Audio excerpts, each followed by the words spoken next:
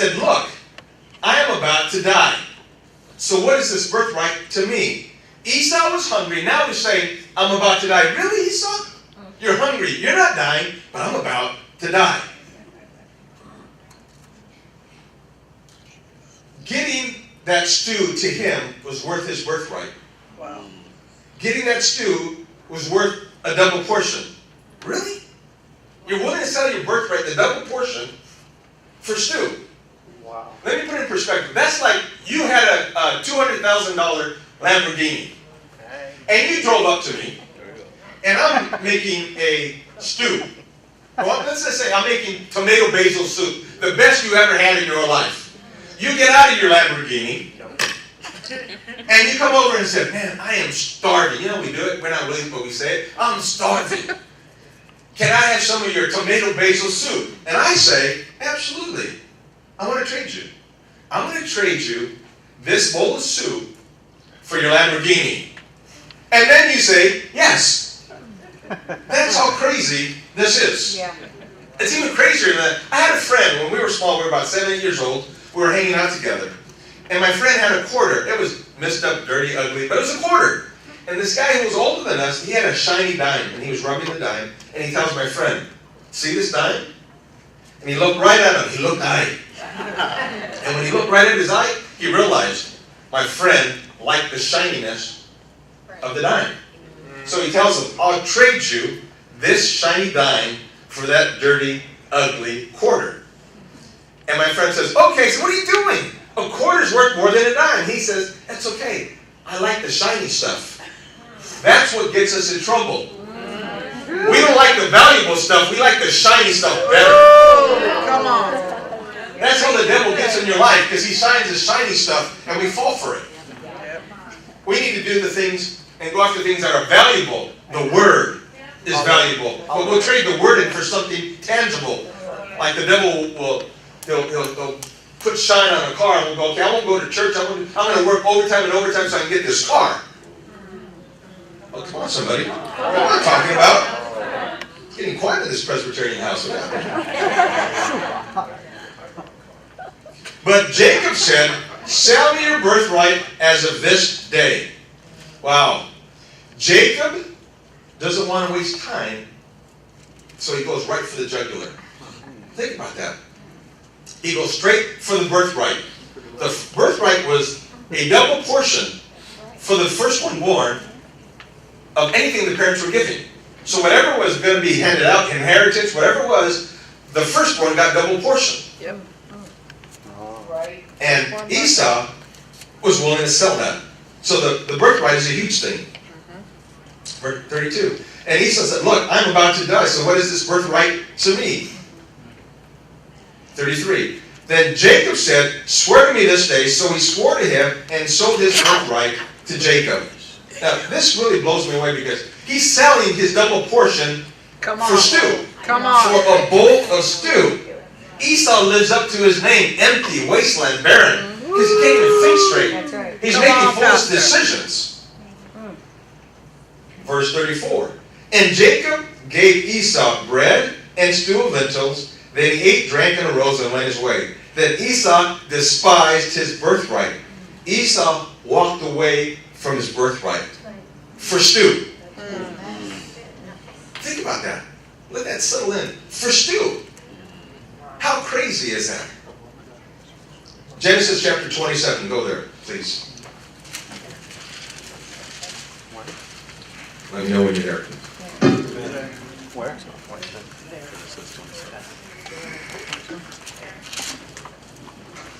Verse 1. Now it came to pass, when Isaac was old and his eyes were dim, that he could not see, that he called Esau his older son, and he said to him, my son. And he answered, here am I. How many know if you cannot look eye, you're about to get in trouble? If you have your head down, you're not seeing what's coming. And his eyes were dim, and he was blind, he couldn't see, so he couldn't look eye. So he's vulnerable. Watch what happens. Verse 2. Then he said, behold now, I am old. I do not know the day of my death. Now therefore, please take your weapons, your quiver, your bow, and go out to the field and hunt game for me. And make me a savory food, such as I love, and bring it to me that I may eat, that my soul may bless you before I die. Now, Rebecca is hearing this conversation. She's eavesdropping, and she knows what happened. So she calls Jacob, and she says, listen, your father is about to bless your brother. We can't let that happen. We need to switch you out here. So he told your brother to go out and kill some game, and when he comes back and finishes eating, that your dad was going to lay hands on him and bless him. So here's what you need to do. You need to go get me 2 little lambs, bring them in here, I'm going to cook them for you. Then you can act like you're Esau and go in and get the blessing. And Jacob says, Mom, my brother's hairy, and I'm smooth. Because he was a smooth operator. He said, I'm smooth. When I go there, my dad's he's going to know I'm deceiving him. He's not going to bless me. He's going to curse me. And his mother says, let the curse be on me. I'm going to take the lambs that you bring to me, and I'm going to make them out to be Esau's hands, and then I'm going to put your clothes on him, and your father won't know. You can go get the blessing. Let's keep reading.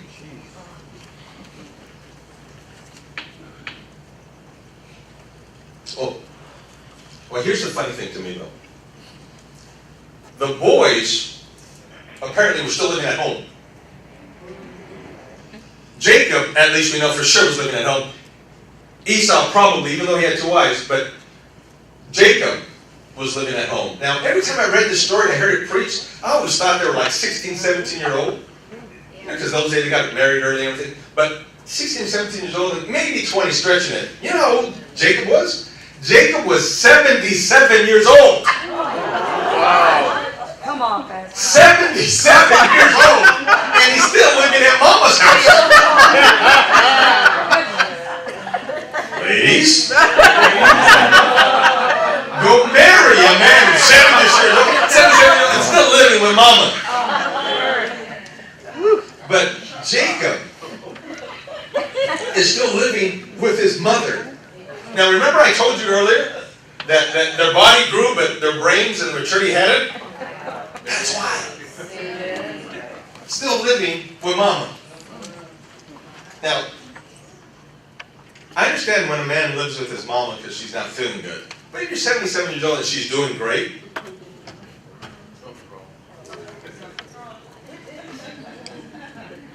don't marry him. You're already going to have problems. You will never be first. Genesis 27, verse 18. And so he went to his father and said, my father. And he said, here I am. Who are you, my son? Jacob said to his father, I am Esau, your firstborn. I have done just as you told me. Please arise, sit, eat my game, that my soul may be blessed by you, or by me, for me. This is what you call identity theft. Come on. Now watch what Esau says over himself. He says, I am Esau, your firstborn. He doesn't know what he's speaking over himself. Because he's sowing seed that he's going to get a harvest from that he's not going to like. This is what he spoke over himself. I am Esau, your firstborn. Later on, he's not going to like it. Because you're going to reap what you sowed. Come on. But Isaac said to his son, how is it that you have found it so quickly, my son? And he said, because the Lord your God had brought it to me. Look what he does. He uses God in his lying. There's a lot of people who will lie and then throw God into it so that you can believe them because you can't question God, right? No matter what they say. Come on. People will go and say, you know what? God spoke to me, told me I'm supposed to divorce my wife and marry my co-worker. Yeah. Because they throw God in it, they think that's okay. No, it's not. Trust me, that's a true story. And it's going to go, really? Yeah, that's a true story. People will do anything and put God at it to clear themselves, even though they know they're lying. 21. Isaac said to Jacob, please come near, that I may feel you, my son, whether you are really my son Esau or not. So Jacob went near Isaac his father, and he felt him and said, the voice is Jacob's voice, but the hands are the hands of Esau. See, because he didn't look eye, he had to rely on how everything felt. Oh. When you rely on how things feel, you can get in trouble. Come on. And he did not recognize him because his hands were hairy like his brother Esau's hands. So he blessed him. Then he said, "Are you really my son Esau?" And he said, "I am." Wow. After Jacob was blessed, he leaves. Esau walks into the room and says, "Father, here I am. Here's the food. Bless me." Watch what happens. Verse 32. And his father Isaac said to him, "Who are you?" And he said, "I am your son, your firstborn, Esau." Then Isaac trembled exceedingly and said, "Who? Where is the one who hunted the game and brought it to me? I ate all of it before you came, and I have blessed him. And indeed, he shall be blessed." All because he didn't look eye. The devil is looking to damage you and your family. He wants to put shame on you. He wants to distract you. He wants your head down so he can take advantage of you. Come on, Pastor. God is the lifter of your head for a reason. Yes. But the enemy will try to bury you in your shame so you can put your head down and he can take advantage of you. Come on. That's truth. It don't matter what you've done. The blood is stronger than anything. Keep your head up. Every time you put your head down, be assured the enemy is taking advantage of you. The enemy wants you to look at conflict rather than the blessing that's coming. He'll try to stir things up in your family so you look at them rather than the blessing that's coming.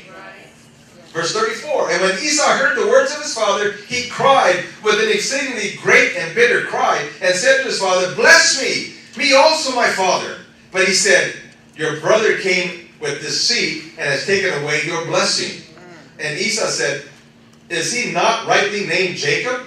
For he has supplanted me these 2 times. He took away my birthright, and now look, he has taken away my blessing." And he said, "Have you not reserved a blessing for me?" Then Isaac answered and said to Esau, "Indeed, I have made him your master, and all of his brethren I have given to him as servants. With grain and wine I have sustained him. What shall I do now for you, my son?" And Esau said to his father, "Have you only one blessing, my father? Bless me also, O my father." And Esau lifted up his voice and wept. Now Esau's looking for revenge. He wants to kill Jacob. And it all happened because Isaac couldn't see what was coming. Wow. He didn't look out. He didn't see what was coming. How many of us get in trouble because we don't know what's coming? We can't discern what's happening around us. So we make decisions that get us and our family in trouble. Come on. Rebecca knows that Esau wants to kill Jacob, so she sends him away. Isaac sends him to his uncle Laban to find a wife. So in this process, Jacob meets Rachel at a watering hole where she's watering her flock. Then he meets Laban. Go to Genesis chapter 29, and we're going to begin in verse 15. Let me know when you're there. Amen. 15. Then Laban said to Jacob, "Because you are my relative, you should therefore serve me for nothing. Tell me, what should your wages be?" Now Laban had 2 daughters. The name of the elder was Leah, the name of the younger Rachel. Leah's eyes were delicate. Now, I don't know what happened to her eyes, but a lot of people say that she had a lazy eye, she was cross-eyed, she had a wild eye. I don't know what it was, but the way they distinguished her, Leah, from her sister Rachel is because of her eye, they called her the ugly one, and Rachel the pretty one. Now watch this. Leah's eyes were delicate, but Rachel was beautiful of form and appearance. Now Jacob loved Rachel, so he said, "I will serve you 7 years for your younger daughter." I'm going to serve you 7 years for your younger daughter. See, there's a time when you've done some bad things and you think you've gotten away with it. Come on. You think that you're done, Come on. that your period is over because you're doing so good. Money's coming in, Go Your back. relatives, your friends are blessing you. Come on. Everything you're doing is growing. It feels really good. You feel like, hey, I got away with this. Because everything's coming my way. Now, the thing you want most in life is right in front of you. You can touch it. That's how badly you want it. So everything seems to be breaking your way. You feel like, hey, I'm blessed. God's on my side. My friends, everything's on my side. I'm going in a great direction. Now watch this. It can't get better than this, right? And Laban said, it is better that I give her to you than I should give her to another man. And he said, stay with me. Wow, even my uncle, who's going to be my father-in-law, is finding favor to give me. He's giving me favor. Now watch this, verse 20. So Jacob served 7 years for Rachel. They seemed only a few days to him because of the love he had for her. Then Jacob said to Laban, give me my wife, for my days are fulfilled and I want to go into her.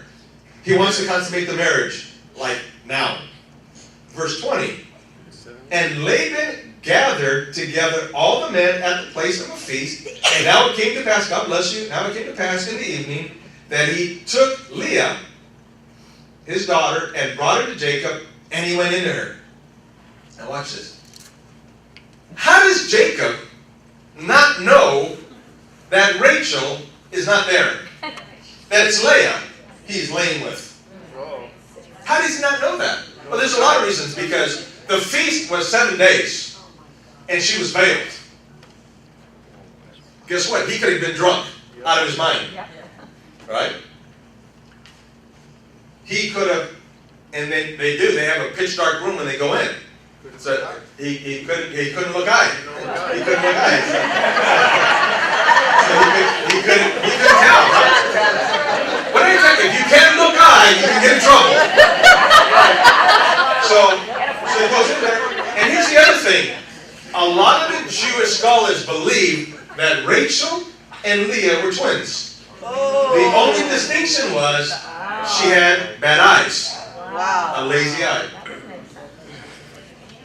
Verse 24. Look eye. Tell your neighbor, look eye. Now, man, when you go home, don't tell your wife, look eye. I'm texting it to her now. That's just texting it to her now, look eye.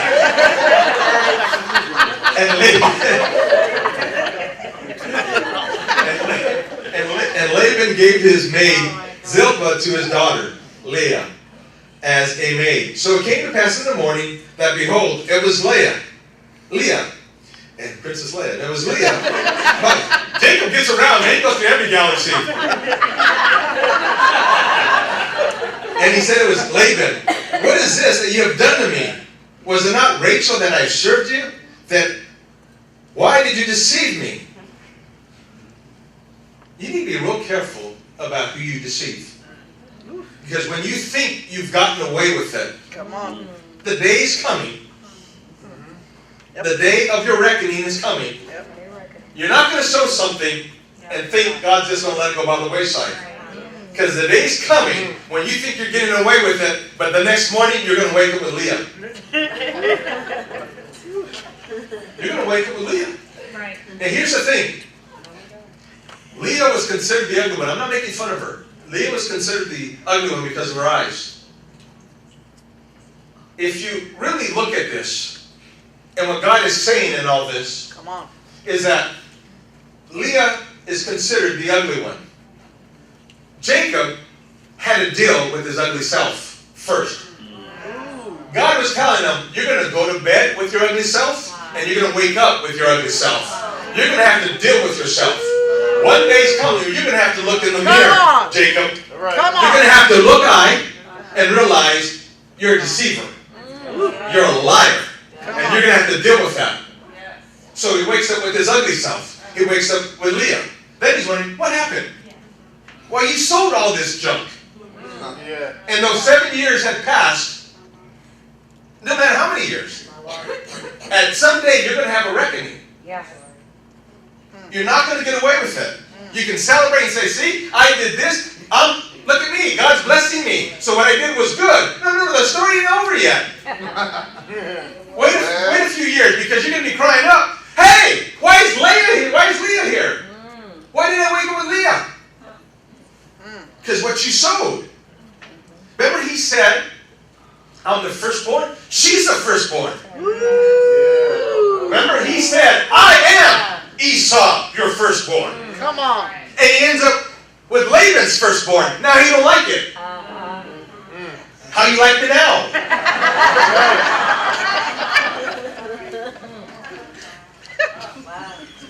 See, if you want to move forward, you're going to have to deal with Leah. Come on. Come on, Pastor. In all your deception and everything you've done, you're going to have to, you want to move forward, you have to deal with Leah. You have to deal with your ugly self. Wow. Remember, look high. You won't have that problem. 26. And Laban said, it must be done so that in our country to give the younger one before the firstborn. Fulfill her week, and we will give you this one also for the service for you. You will serve me another 7 years. Then Jacob did so and fulfilled the week. So he gave him his daughter Rachel as his wife also. And Laban gave his maid Bilhah to his daughter Rachel as a maid. Then Jacob also went into Rachel, and he also loved Rachel more than Leah, and served Laban still another 7 years. So what happened was, Laban made Jacob serve 7 years, and then he got Leah. But because Jacob dealt with his ugly self, now he gets grace. So Laban gives him Rachel now, marries her, but he still has to work 7 years for her. Following? Watch this. When the Lord saw that Leah was unloved, he opened her womb, and Rachel was barren. Wow. God saw that Leah was unloved. Then he chooses her. Wow. Come on, if you feel that you're unloved, get ready, because God's about to choose you. Hey! Come on. God's about to do something good in your life, amen? But here's the sad thing. God gives her a son named Reuben. She says, now my husband's going to love me. And nothing changes. How many know somebody, if you're on camera, don't raise your hand. But how many know somebody who says that?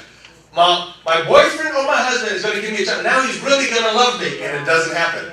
Come on. That's Leah. So she has another child, Simeon. And it doesn't change. Wow. Then she has another son named Levi. She says, now, for sure, my husband's going to attach himself to me. And it doesn't happen. Wow. Then she has another son named Judah, because she wants to praise God for the son she's had. But nothing changes. Wow. Go to chapter 30 of Genesis. Verse 1. Now watch this.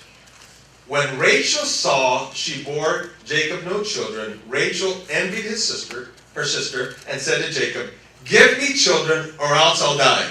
What is with this family that they all walk the deep end? It's crazy. Look at, but this thing's getting out of hand. Because she says to Jacob, I'm going to give you my maidservant, Bilhah. I'm going to give you her, and you're going to give her a baby, and I'm going to treat it like it's mine. So I need you to sleep with Bilhah. And Jacob goes, you know what, I'm going to take one for the team. And I'm going to do this. And he gives her 2 children. He gives her Dan, and he gives her Naphtali. Now, there's nothing wrong with Leah, but watch what she does. Leah turns around and says, all right, Jacob, my sister gave you her maidservant. Now, Leah can have children, but if she does, I'm going to give you Zilpah.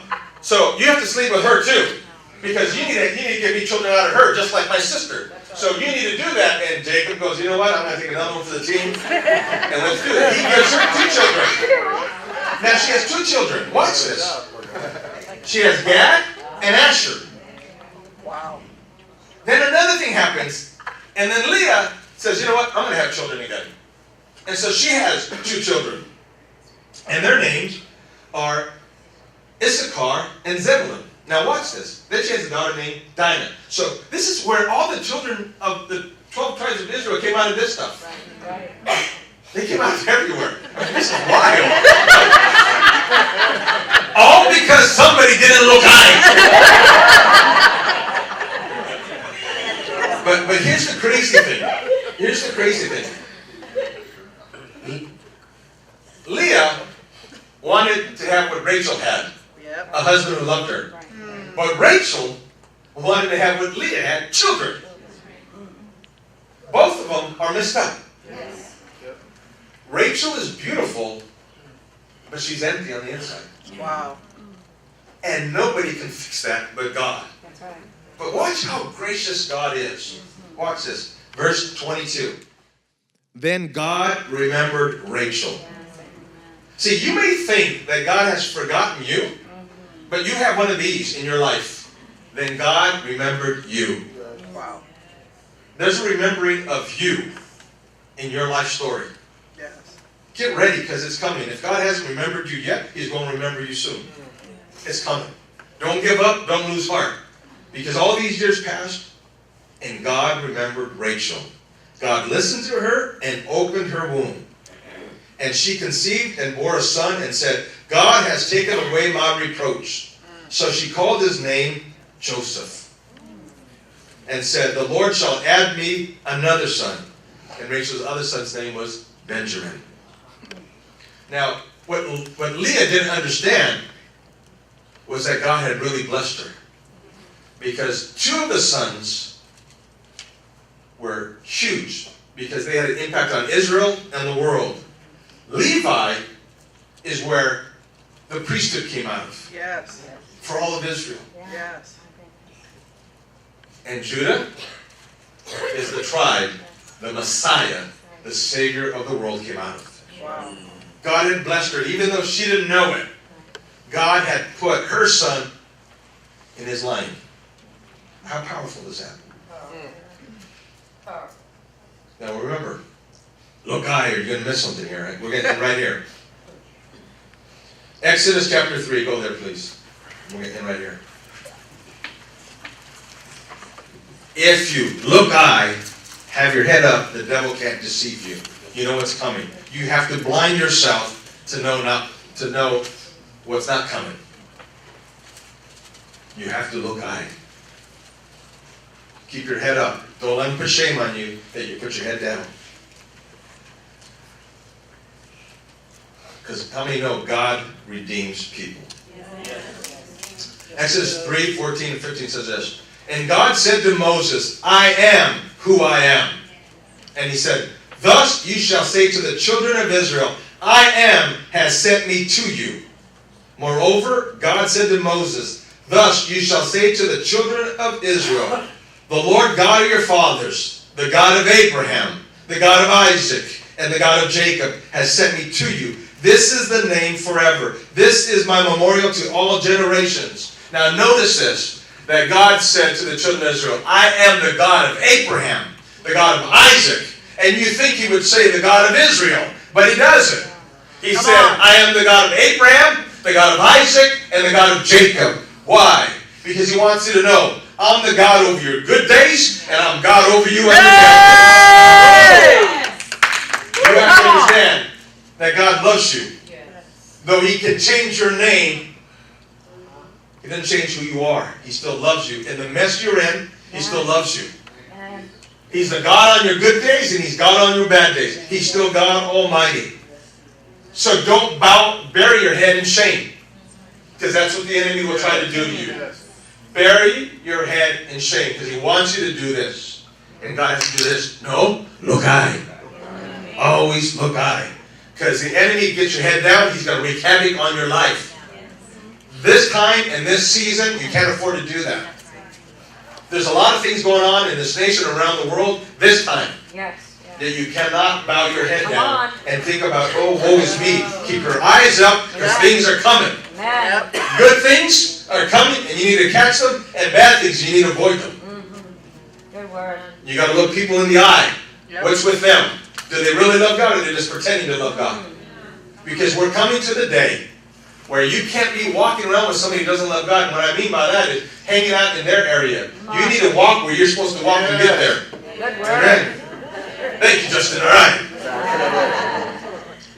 But you need to walk where you're supposed to walk. Amen. And pursue God. And if they don't come with you, they don't mean to be with you in that season. Because you can't waste time hanging out with somebody who doesn't love God like you do. Come on, say that. The Bible says we're not supposed to be unequally yoked. it just doesn't mean with somebody you're dating, it says don't be equally yoked with an unbeliever. That means somebody who doesn't believe like you do. So you run as fast as you can at the target you're trying to hit, and whoever runs next to you, that's either your mate if you're not married, or the people that are supposed to be around you. Because they're supposed to run the same speed you're running. If they're not running where you're running at, then they're unequally yoked. Yeah, but they're Christian. Yeah, but they're not where you're at. Come you on. can't accomplish what God has for you. Good We're word. out there and waiting for them. Good word. That is the word of the Lord. So we need to be forward, right? So always look high. Amen? God. Let's bow our heads.